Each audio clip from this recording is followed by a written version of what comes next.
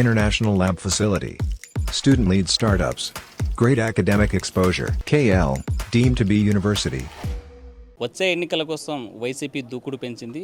4వ లిస్టు ప్రకటించింది. అయితే కర్నూలు జిల్లాలో ఉమ్మడి కర్నూలు జిల్లాలో చూసుకుంటే ఆలూరు, ఎముగనూరు, కోడుమూరుతో పాటు తాజాగా 4వ లిస్టులో నందికొట్కూరు ఎమ్మెల్యే ఆర్థర్కి సీటు లేదని స్థానికంగా కడప జిల్లాకు సంబంధించినటువంటి సుధీర్ ఈ నందికొట్కూరు నియోజకవర్గ ఇన్ఛార్జిగా ప్రకటించారు. ఈ నేపథ్యంలో మనతో మాట్లాడడానికి నందికొట్కూరు ఎమ్మెల్యే ఆర్థర్ ఉన్నారు. సార్ నమస్తే. 5 ఏళ్ళు పార్టీలో కొనసాగారు, నెక్స్ట్ సీట్ వస్తుందని ఇప్పుడు కొత్త వ్యక్తిని తీసుకురావడం ఎలా చూడాలి? మొట్టమొదటిగా ఆర్టీవీ ప్రేక్షకులందరికీ నా నమస్కారాలు. ఈరోజు కొత్త వ్యక్తిని తీసుకొచ్చినా ఎవరిని తీసుకొచ్చినా అది అధిష్టానం ఇష్టం. అధిష్టానం ఎవరినైనా నాకంటే బెటర్ క్యాండిడేట్ ఎవరైనా ఉంటే తీసుకొని వచ్చుకోవచ్చు. దాన్ని వాళ్ళని క్వశ్చన్ చేసేటువంటి అధికారం నాకు లేదు. ప్రధానంగా సీటు మీరు వద్దని బహిరంగంగా ప్రకటించారు, ఎందుకోసమని? నాకు 2022 డిసెంబర్ నుంచి 2022 డిసెంబర్ 30th సజ్జల రామకృష్ణారెడ్డి గారు, అలాగే జూన్ 9th సజ్జల రామకృష్ణారెడ్డి గారు, అలాగే జూలై 5th సజ్జల రామకృష్ణారెడ్డి గారు పిలిపించి మాట్లాడడం జరిగింది. తర్వాత జూన్ 24th ఇక్కడికే మన ఇంటికి రామసుబ్బారెడ్డి గారు, ఐపాక్ దివాకర్ రెడ్డి గారు రావడం జరిగింది. వారు వచ్చినప్పుడు వారు చెప్పడం జరిగింది, మీరు మీకు సీటు ఇస్తాము, కానీ మీరు సీటు తీసుకోండి. మీరు అలాగే ఇక్కడ ఉన్నటువంటి ఇన్ఛార్జి సిద్ధార్థ రెడ్డి గారికి వారు ఈ అడ్మినిస్ట్రేషన్ వారు చూసుకుంటారు అంటే, మరి అడ్మినిస్ట్రేషన్ చూసుకుంటే ఇంకా నేను ఎందుకని అడగడం జరిగింది. అడిగితే లేదు అడ్మినిస్ట్రేషన్ వాళ్ళు చూసుకుంటారంటే, సరేనా మీరు నో ప్రాబ్లం, అడ్మినిస్ట్రేషన్ చూసుకుంటే అట్లా ఎవరన్నా ఉంటే ఇచ్చేసేసుకోండి. నేను కూడా ఒక ఎస్పీగా వచ్చిన వాడిని కాబట్టి నాకు ఎలాంటి ఇది లేదు. నేను సజ్జల రామకృష్ణారెడ్డి గారికి 2022 డిసెంబర్ 30th చెప్పాను, ఇంకా 22 గడప గడపలు ఉన్నాయి, ఇప్పుడు నుంచన్నా వాళ్ళు ఎవరైనా ఉంటే తిప్పుకోండి, లేకపోతే నా ఎంట తిరిగినా కూడా నేనే ప్రమోట్ చేస్తాను, వాళ్ళే కాబోయే ఎమ్మెల్యేని కూడా చెప్తాను అని నేను అంత క్లియర్గా కూడా చెప్పడం జరిగింది. మరి పార్టీ అధిష్టానము ఎందుకు చేసింది అనేది వాళ్ళ ఇష్టం. అది పార్టీని క్యాండిడేట్ను ఎవరైనా మార్చుకోవచ్చు. నేను ఒకప్పుడు వచ్చానంటే ఒక వ్యక్తిని మార్చి నాకు ఇచ్చారు కదా, మరి ఇప్పుడు నన్ను ఎందుకు మార్చినారు అని అడగడం అది సమంజసం కాదు. కాబట్టి అది పార్టీ అధిష్టానానికి వాళ్ళకు ఉన్నటువంటి పవర్లు, వాళ్ళ పార్టీ ఈక్వేషన్స్ ఏమున్నాయో వాటి ప్రకారం చేసుకోవడానికి వాళ్ళకు అధికారం ఉంది. మీరు చెప్తున్నారు మార్చారా, లేకపోతే మీరు వద్దన్నందుకు వాళ్ళకి ఇచ్చారా? అంటే నేను చెప్పాను, నేను చెప్పింది ఒకటి, నాకు ఎమ్మెల్యేగా అధికారాలు ఉంటే ఓకే, లేకపోతే ఎవరికైనా ఇచ్చుకోండి అని చెప్పి నేనే చెప్పడం జరిగింది. సార్ మీరు 2019 ఎలక్షన్స్ అప్పుడు చూసుకుంటే ప్రచారంలో చూసాం, సిద్ధార్థ రెడ్డి మీరు ఇద్దరు కలిసి ప్రచారంలో యాక్టివ్గా పాల్గొన్నారు, ఎలక్షన్లో విన్ అయ్యారు. ఎక్కడ డిఫరెన్సెస్ వచ్చాయి మీకు? అంటే మామూలుగా జరిగిన చిన్న చిన్న మిస్అండర్స్టాండింగ్స్ నా వైపు నుంచి అయితే నేనేమి ఇది చేయలేదు. బట్ ఇంకా అవి ఎప్పటి నుంచో జరిగినవి చిన్నవి అవి ఇంకా అవన్నీ కూడా తోకోవడం ఇష్టం లేదు నాకు. దాని గురించి ఏం పెద్ద నో కామెంట్. అంటే ఆర్థర్ ఒక ఎస్పీగా పోలీస్ ఆఫీసర్గా ఉన్నారు, ఇక్కడ బాసిజం చూపించారు, లేకపోతే పోలీసు ఇన్స్ట్రక్షన్స్ లాగే ఇక్కడ ట్రీట్ చేశారు రాజకీయాల్లో అనేటువంటి విమర్శలకు నందికొట్కూరు నియోజకవర్గంలో మీరు ఎవరిని పోయి అడిగినా, ఏ నాయకుడిని కానీ ఏ కార్యకర్తను కానీ ఎవరు పోయి అడిగినా ఆర్థరు బాసిజం అన్నాడు, సౌమ్యుడే అంటారు. కానీ బాసిజం నేను ఎవరిపైన బాసిజం చేయను. చిన్న పిల్లోడు వచ్చినా అన్న అనే మాట్లాడతాను, సగం రాత్రి ఫోన్ చేసినా చెప్పన్నా అనే చెప్తాను. వాళ్ళు ఎవరన్నా కానీ అన్నోన్ ఫోన్ కాల్ కానీ నేను వాళ్ళకి అన్న అనే సంబోధిస్తాను. నేను ఎవరిని దూషించను. నందికొట్కూరు నియోజకవర్గంలో ఈ రోజు వరకు 4.5 సంవత్సరంలో ఎక్కడే కానీ ఇంత ప్రశాంతంగా ఉందంటే నేను ఎక్కడే కానీ ఇలాంటి దానిలో ఎంకరేజ్ చేయను. ఎవరిని గురించి మాట్లాడిన, నా దగ్గర ఉన్న వాళ్ళు కూడా ఎవరైనా గురించి మాట్లాడితే నేను వాళ్ళని ఒప్పుకోను, అది ఖండిస్తూనే ఉంటాను. అంటే మీ ఇద్దరి మధ్య సమన్వయ ఈ ఇన్ఛార్జికి మీకు మధ్య వచ్చిన విభేదాలకు అనేక సందర్భాల్లో బహిరంగ కూడా మాట్లాడుకునేట్టు సందర్భాలు ఎప్పుడైనా అధిష్టానం రకం ఇద్దరిని కూర్చోబెట్టి మాట్లాడిందా? మాట్లాడారు సెట్ అయిపోయినాయి, మళ్ళీ జరుగుతూ ఉంటాయి. దాని గురించి ఇంకా బెస్ట్. సార్ ఇప్పుడు మనం చూసుకున్నట్లయితే తాజాగా ఉన్న ప్రతి సర్వేలో కూడా మనం ఉమ్మడి జిల్లాలో చూసుకున్నా లేకపోతే ఏపీలో చూసుకున్నా సర్వేల్లో నెంబర్ 1గా ఉన్నారు, ఆడతారు, సీటు కంపల్సరీ అవుతుందనేటువంటి సందర్భం సర్వేలో ముందుంటే మార్చాల్సిన అవసరం ఎందుకు వచ్చింది? సర్వేలలో ఉన్నా నాకేం చెప్పలేదన్న, సజ్జల రామకృష్ణారెడ్డి గారే నువ్వు ఏపీలో నంబర్ 1 ఉన్నావు బా, జగన్ రెడ్డి గారికి ఇక్కడ ఉన్నావు అని చెప్పారు. నేను ఏపీలో నంబర్ 1 ఉన్నా, జగన్ రెడ్డి గారి ఫ్యామిలీకి మొదటి నుంచి నేను 1982 నుంచి ఆ ఫ్యామిలీతో జర్నీ చేస్తున్నాను. రాజశేఖర రెడ్డి గారు నా గాడ్ ఫాదర్ మొదటి చేస్తూ ఉన్నాను. కానీ వాళ్ళు మార్చినారంటే వాళ్ళ ఈక్వేషన్స్ ఏమున్నాయో వాళ్ళు ఎందు గురించి మార్చారు. పార్టీ నాయకత్వాన్ని క్వశ్చన్ చేయడం నాకు ఇష్టం లేదు. అదే నా అభిమతం కూడా కాదు. గడప గడప కార్యక్రమానికి వెళ్ళినటువంటి ఆర్థర్కి వాలంటీర్ ఎవరు సహకరించకుండా ఉద్దేశపూర్వకంగానే డిగ్రేడ్ చేయాలని సిద్ధార్థ రెడ్డి వర్గం చేసిందని అటువంటి ఆరోపణ. దీన్నే మనసు నొచ్చుకుంది, పోటీ చేయనటువంటి పరిస్థితి వచ్చిందంటే అది ఒక చోట జరిగింది, నెహ్రూ నగర్లో జరిగిన తర్వాత మళ్ళా అధిష్టానం మాట్లాడి మళ్ళా దాన్ని కూడా కంప్లీట్ చేయడం జరిగింది. ఎందుకు సిద్ధార్థ రెడ్డి గారి ఊరొక్కటి పాత ముచ్చుమరి కొత్త ముచ్చుమరి అన్నీ అయిపోయినాక అవే లాస్ట్లో ఉన్నాయి. నేనే వారికి ఫోన్ చేసేసి అడగడం జరిగింది, అన్న మొత్తం గడప అన్నీ అయిపోయినాయి, మన 2 ఊర్లే ఉన్నాయి, మరి ఎట్లా మీరు చేస్తారా లేకపోతే ఇద్దరం కలిసి చేద్దాము అని చెప్తే, అన్న నువ్వు చేయన్నా, నేను రాలేను, మీరు చేసేయండి, అక్కడ ఉండే సర్పంచ్కి వాళ్ళకి పంపిస్తున్నారు, అక్కడ ఉండే జెడ్పీటీసీని ఎంపీపీలను ఎంపీటీసీలను సర్పంచ్లను అందరినీ పంపించారు. పాత ముచ్చుమరి కొత్త ముచ్చుమరి 2 కూడా మా యొక్క గడప కార్యక్రమంలో పూర్తి చేసుకొని మొత్తం నేను స్టేట్లో నంబర్ 1గా ఉండగలిగినానంటే అది నేను వాళ్ళకు కూడా థ్యాంక్స్ చెప్తున్నాను, అందరు కోఆపరేట్ చేసేందుకు. పోలీస్ వ్యవస్థలో ఎస్పీగా చేశారు, అక్కడ ఉన్నటువంటి పరిస్థితులకి రాజకీయాల్లో ఎమ్మెల్యేగా చూసినటువంటి మీ అనుభవాలు, మీకు ఉన్నటువంటి ఎక్స్పీరియన్స్ ఏమి? కానీ ఇక్కడ ఇంకా పోలీస్ డిపార్ట్మెంట్లో కొంత రిస్ట్రిక్షన్స్ ఉంటాయి, ఇక్కడ ఆ రిస్ట్రిక్షన్స్ ఏముండవు. మనం ఎవరికి సాయం చేయాలన్నా చేయడానికి వీలు ఉంటుంది. అట్లా వీలు ఉంటుందనే ఉద్దేశంతో నేను ఇక్కడికి రావడం జరిగింది. నా యొక్క అధికారులు కూడా చాలామంది నువ్వు డిపార్ట్మెంట్ దాంట్లోకి పోతే నీకు ఉండేటువంటి ఈ సోషల్ సర్వీస్ మోటివ్ ఇంకా ఎక్కువ చేయగలవయ్యా, అది ఇది అని చెప్పడం జరిగింది. నేను అట్లా ఇక్కడికి వచ్చాను. కానీ ఇక్కడికి వచ్చిన తర్వాత చూసుకుంటే నాకు రాజకీయాల కంటే డిపార్ట్మెంటే బెటర్ అనిపించింది.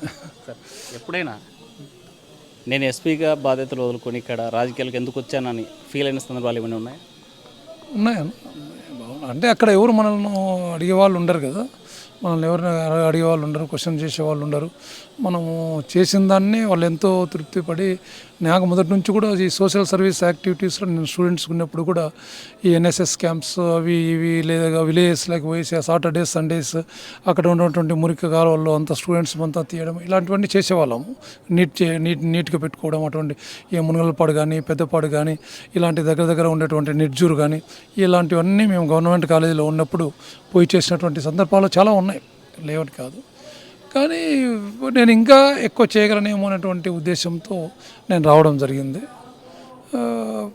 దానికి నేను ఒకటి హ్యాపీగా ఫీల్ అవుతాను. మా ఫాదర్ ఒక ఎలిమెంటరీ స్కూల్ టీచర్, 10 మంది సంతానం, 6 మంది ఆడపిల్లలు, 4 మగ పిల్లలు. నేను చదువుకొని ఒక ఎస్ఐగా, ఇన్స్పెక్టర్, డిఎస్పీ, అడిషనల్ ఎస్పీ, ఎస్పీగా, దాని తర్వాత ఒక ఎమ్మెల్యేగా నిలవనంటే ఈరోజు నా తల్లిదండ్రులు చేసుకున్నటువంటి పుణ్యము, వాళ్ళు నన్ను పెంచినటువంటి విధానం, అలాగే పైన ఉన్నటువంటి ఆ భగవంతుని యొక్క దీవెనలు, ఆశీర్వాదాలు. కాబట్టి నేను ఇంత స్టేజ్కి వచ్చాను, నేను కూడా 10 మందికి చేయాలా, 10 మంది కూడా బాగుండాలా. ఒక్కొక్కరు ఒక్కొక్క వ్యక్తినో 2 వ్యక్తులను పైకి లాగితే అట్లా గ్రామాలు బాగుపడతాయనే ఉద్దేశంతో నేను ఎక్కడ ఏ మీటింగ్లోకి పోయినా నా గురించి నేను చెప్పుకుంటూ ఉంటాను. నేనే మీకు ఒక మోడల్, అభివృద్ధి చెందుతారని చెప్తూ ఉంటాను. రాజకీయాల్లో మీ లక్ష్యం నెరవేరిందా లేదా ఏమైనా కోల్పోయారా? రాజకీయాల్లో నేను అనుకున్నంత కాలేదని, చేయలేకపోయాను. అయినా నా నియోజకవర్గ ప్రజలు మాత్రం నన్ను అర్థం చేసుకున్నారు, నా పరిస్థితులను అర్థం చేసుకొని నాకు ఈరోజు వాళ్ళకు పనులు అయిపోయినా కాకపోయినా నా వెంట ఉండి నా అడుగు వేస్తూ నా వెన్నంటూ ఉంటూ నాకు ధైర్యాన్ని ఇస్తూ నన్ను ప్రోత్సహించి నన్ను ఈ 4.5 సంవత్సరం ఎక్కడే కానీ ఏదే కానీ జరగకుండా కంప్లీట్గా తీసుకొని వచ్చారంటే దానికి అందరికీ నా నియోజకవర్గ నా నాయకులు, నాకు సపోర్ట్ చేసేటువంటి కార్యకర్తలు, శ్రేయోభిలాసులు, ప్రజలు, వాళ్ళందరికీ ఎన్ని జన్మలెత్తినా వాళ్ళ రుణం తీసుకోలేను. వాళ్ళందరికీ పాదాలకు నేను నా శిరస్సు వంచి నమస్కరిస్తున్నాను. వైరెడ్డి సిద్ధార్థ రెడ్డి యొక్క వ్యవహార శైలి వల్లే నేను నందికొట్కూరు నియోజకవర్గంలో ఇద్దరి ఈ గ్రూపులు ఏర్పడ్డాయి, అనైక్యత వచ్చింది, ఇక కలిసినటువంటి పరిస్థితి లేదంటే అదేం లేదు, అదేం నో కామెంట్. నందికొట్కూరు నియోజకవర్గ ఇన్ఛార్జ్ కొత్తగా ప్రకటించినటువంటి సుధీర్ లోకల్ కాదు, నాన్ లోకల్, ప్రజలు వాళ్ళని రిసీవ్ చేసుకునే అవకాశాలు ఉన్నాయి. పార్టీ అధిష్టానం ప్రకటించినప్పుడు ప్రజలు రిసీవ్ చేసుకుంటారని అనుకుంటున్నాను. అంతలేంది అధిష్టానము అంత స్టెప్ వేయరు కదా. పార్టీ అధిష్టానం అన్నీ ఆలోచించే చేస్తుంది కదా. భవిష్యత్తు మీ కార్యాచరణ ఏంటి? నాకు ఫోన్ కాల్స్ స్టార్ట్ అయ్యాయి, ఇట్లా కొత్త వ్యక్తిని ప్రకటించినారు సార్. నేను అనుకున్నాను, నేనైతే రెడీగా ఉన్నాను. నేనేం దానికేమి నాకే కావాలని నాకు వేరే వాళ్ళ మాదిరి నేను పట్టుపట్టే వ్యక్తిని కాదు. నేను మంచోడు అని అనుకుంటే తీసుకుంటారు. నాకంటే బెటర్ వ్యక్తి వచ్చినప్పుడు వాళ్ళ ఆప్షన్ వాళ్ళు తీసుకోవడం తప్పేం లేదు. దాని గురించి అప్పుడు వాళ్ళందరూ చాలామంది తెల్లవారుజామున 3:30 వరకు ఒకటే ఫోన్లో వరకు జనాలు చాలామంది ఉన్నారు. వాళ్ళందరితో మాట్లాడాను. వాళ్ళతో మాట్లాడుతూ ఉంటే వాళ్ళు లేదు సార్ ఇన్ని రోజులు మీరు మీ మాటలు మేము విన్నాం, ఇప్పుడు మీరు మా మాటలు వినాలా అది ఇది అని చెప్పేస్తే మీరు ఒక్కరే కాదు కదన్న, కార్యకర్తలు ఉన్నారు, ఇంకా కొంతమంది నాయకులు ఉన్నారు. అందరినీ యాక్చువల్గా మా మనమడిది మా గ్రాండ్ సన్ అది ఆర్థర్ విహాన్ రేపు లేదు మరో రోజు అంటే 21st బర్త్డే కేఎస్ఆర్ ఫంక్షన్ హాల్లో పెట్టాము. ప్రతి సంవత్సరము నందికొట్కూరు నియోజకవర్గం నుంచి మన నియోజకవర్గం లీడర్లు, కార్యకర్తలు, మన వెల్విషర్స్ అందరూ వస్తారు, వచ్చి బ్లెస్ చేసిపోతారు. ఈ సంవత్సరం కూడా అలాగే వస్తారులే. వచ్చినప్పుడు అందరం కలిసి కూర్చొని మాట్లాడుకుందాం.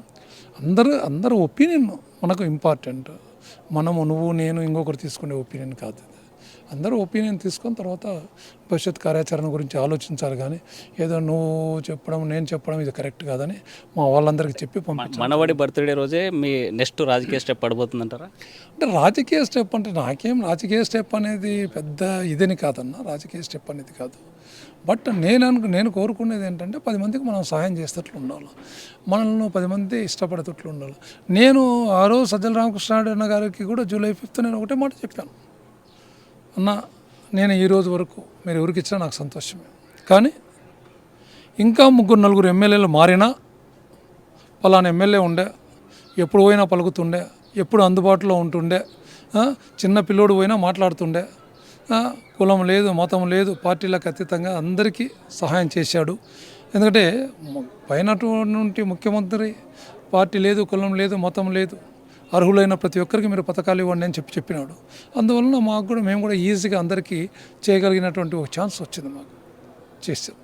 అది అంటే మాండ్ర శివానంద రెడ్డి రాజశేఖర్తో కొంత భేటీ జరిగింది, ఆర్థర్ కూడా ఫిక్స్ అయ్యా రాజకీయంగా అనేటువంటి కొంత ఇన్ఫర్మేషన్ ఉంది. నేను ఏ ఒక్కరితో భేటీ కాలేదన్న, మీ టీవీ ఛానల్స్ డైరెక్ట్గా నేను చెప్తున్నాను, ఏ ఒక్కరైనా భేటీ అయినానేమో చెప్పండి. మాండ్ర శివానంద రెడ్డి గారితో ఈరోజు వరకు ఫోన్లో కూడా నేను మాట్లాడలేదు. ఆ రోజు ఎలక్షన్ రోజు కౌంటింగ్ రోజు మేము వెళ్తున్నాము, నేను రఘురామయ్య వాళ్ళ వైఫ్, మాండ్ర శివానంద రెడ్డి గారు వాళ్ళ వైఫ్ ముందే వెళ్తున్నారు. మేడం ఏదో కింద పడింది, ఆ వంగి తీసుకోవడంలో మేము కూడా దగ్గర అయినాం. అతను బాగున్నావు అన్నాడు, బాగున్నా అంతే. అదే పలకరింపు అన్న. తర్వాత మళ్ళీ నన్ను ఎప్పుడు కూడా ఆయన మాట్లాడలేదు. నేను మా గ్రాండ్ సన్ మీద ప్రామిస్ చేసి చెప్తున్నాను. ఫైనల్గా మీ నియోజకవర్గ ప్రజలకి, మీ కార్యకర్తలకు మీరు ఏం చెప్పవచ్చు? నియోజకవర్గ ప్రజలకు, కార్యకర్తలకు ఈ 4.5 సంవత్సరాల్లో మీరు నాకు అందించినటువంటి సపోర్ట్, మీరు నా పైన ఉన్నటువంటి భరోసా, ప్రేమ, మమకారం, అలాగే నేను మీకు ఏదన్నా కొద్దిగా చేసినా ఎంతో ఆనందంగా, చేయకపోయినా ఎలాంటి నిరాశ నిస్పృహ లేకుండా అదే ప్రేమ అదే అభిమానాన్ని చూపి మీరు నా యందు ఈరోజు పార్టీ టికెట్ రాలేదన్నప్పుడు కూడా మీ యొక్క ప్రేమను వ్యక్తపరుస్తూ ఎన్నో వందల కాల్స్ నేను రిసీవ్ చేసుకోవడం జరిగింది నైట్ అంతా.